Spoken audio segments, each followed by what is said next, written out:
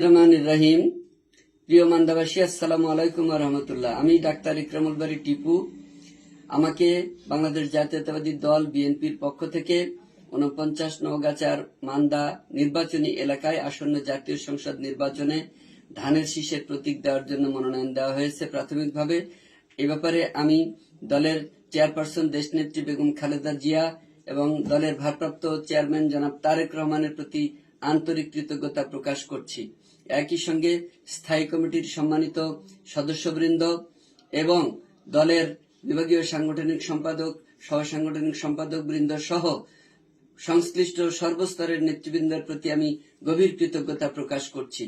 সেই সঙ্গে মান্দার উপজেলা বিএনপি এবং অঙ্গ সহযোগী সংগঠনের সর্বস্তরের নেতা কর্মীর প্রতিও কৃতজ্ঞতা প্রকাশ করছি তাদের সর্বাত্মক সমর্থনের জন্য।